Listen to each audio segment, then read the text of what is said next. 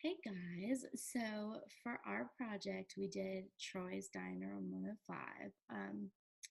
I'm Amber Anderson, by the way. There's two Ambers in this group.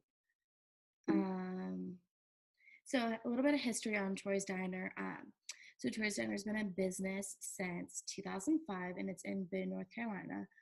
The owners, Troy and Sandy Byram, took over this location in 2004 and made it into their own diner. So the diner before used to be called Mel's Diner, and once they bought it, they obviously changed the name to Troy's Diner, but they changed the entire look on the inside. They went for a more of a 50s theme diner, so they changed like the lights, the colors, everything like that. Um, all the food that is served and prepared is fresh and handmade, and then it's really just all around a family style restaurant. um, so a little bit of manager background. Alexander Scott's been working for Troy's for 9 years, and then Adam has been working for Troy's for 7 years. Something that I thought was so interesting, and I was like just completely shocked, was they both had no experience working in a restaurant before Troy's, and they both worked their way up to being managers, obviously. Alexander actually told me that when he first started working there 9 years ago, he was just really filling in for a friend. Like, they were only like, you only have to work a couple days. Like, he was only planning to work a couple days. Like, that was it. And then he kind of just stuck with it. And now he's a manager. But so some of the goals as a manager that they obviously pointed out that were very important to them were keeping things steady and on track, maintaining high standards at all times, but in a timely manner. So that was something that was really important. They kept like emphasizing on time. Like, they want things to be perfect, but they also want them to be quick and in a timely manner. Making sure that the food is always the best that it can be. And then food cost is something that they really touched on. They were really, they just were, it says people and students being able to enjoy the food while not paying outrageous prices. So that was something that they really touched on and was like very close to their hearts about, because they want people to come in and not have to pay a fortune if they want all of their family to come and eat dinner. So I thought that was really cool. Time efficiency. So they said keep moving at all times. They said work divided by time. So they always said the amount of work you have to do is never going to change, but the time could change depending on how you're doing things and how fast you're doing them and if you're doing them right. Everything needs to be efficient as possible. And then they really touched on making a to-do list and then going from that to-do list and making sure you're on track the whole time. Some challenges. So there are many challenges to being a manager in a very successful and busy diner, which Troy's Diner, if you've ever been there, I think every time I've been in there, it's always been super, super busy. I've never gone in there and it not been busy. So they said some challenges, constantly having to worry about things possibly going bad. Like, it gets super busy, someone forgets someone's order, things like that. Making sure that everyone is doing their part in their job. And then the last one that they really touched on was, as a manager, you're really liable for everything. I mean, if anything goes wrong, it usually falls back on them. If someone doesn't like their food or if someone got the wrong food, it's usually that the manager that you're talking to. And so a lot of things go on their back. That's really not their fault, I guess you could say, but that's a part of being a manager. Um, so with challenges, there also comes rewards. So when everything is running smoothly, they really just said, they were like, I mean, it feels good when people are happy, the service is good, the food's good. Like, they take pride in that. They're like, I helped do that, so like I'm really happy about that. And they said seeing all their hard work pay off is really helpful and it motivates them to keep working hard. And then the last thing I said was donuts. So a little backstory. So I go and I'm waiting to meet with the managers, and I got there a little bit early. So the girls working were like, oh, they're probably running late. Like, they're probably getting donuts. And I was like, donuts? I was like, what do you mean?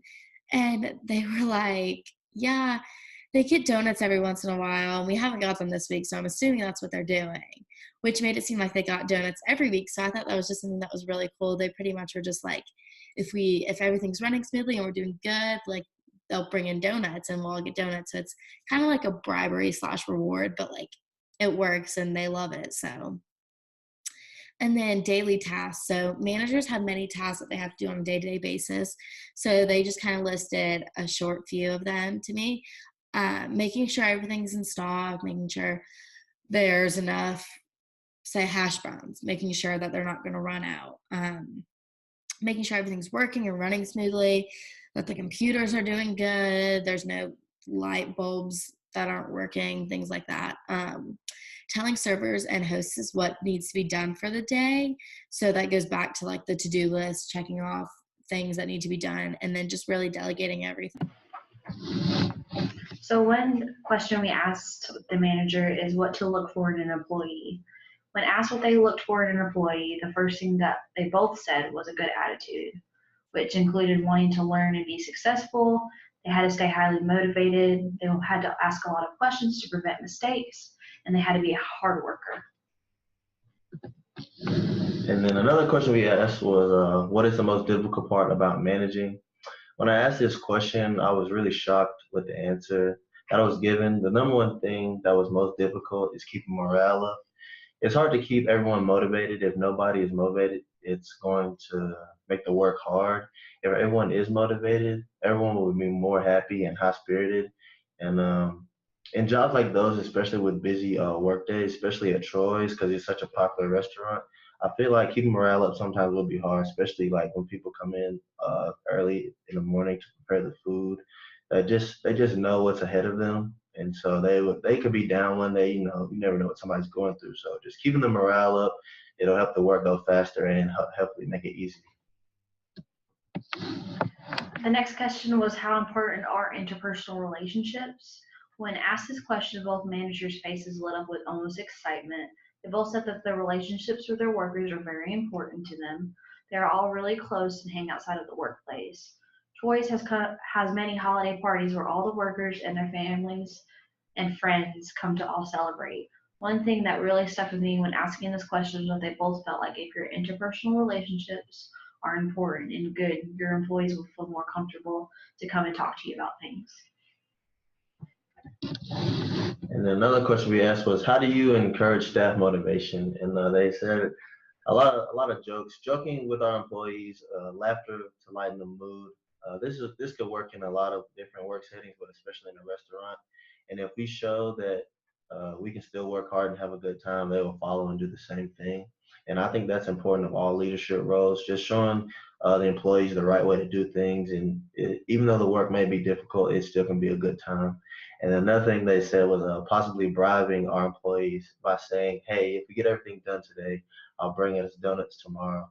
And I think that's a good idea. Just it keeps morale up and it also gives people something to work for, even though it's a small thing like donuts or coffee in the morning. I mean, it's just something that they'll look forward to the next day or during the work that they're doing. And then how do you communicate organization goals? When I asked this question, I was almost sure I knew the answer that I was going to get. But actually, when I heard what they said, I was really shocked. I assumed that they would say they would text everyone in a group message or uh, some sort of technology like that. But it was actually the complete opposite. They said that the best way they found is to write things down with pen and paper. If you can write something down and have everyone see it, then it can't be ignored. Making a to-do list is the best way to keep things organized. And I was actually kind of shocked when I saw that, you know, especially how everybody's just using technology, their iPhones and stuff with group messaging and stuff like that and emails. But actually, when I kind of think about it, kind of makes sense because when you see an email or a text, especially from work, you're probably not going to look at it if it's not that important. You probably won't look at it and you just probably ignore it or take a quick look and not really think about it. But when you walk into work and you see the big to-do list for the day of all things you have to get done, I mean, you can't ignore it and you have to take it into account for the things you have to do that day.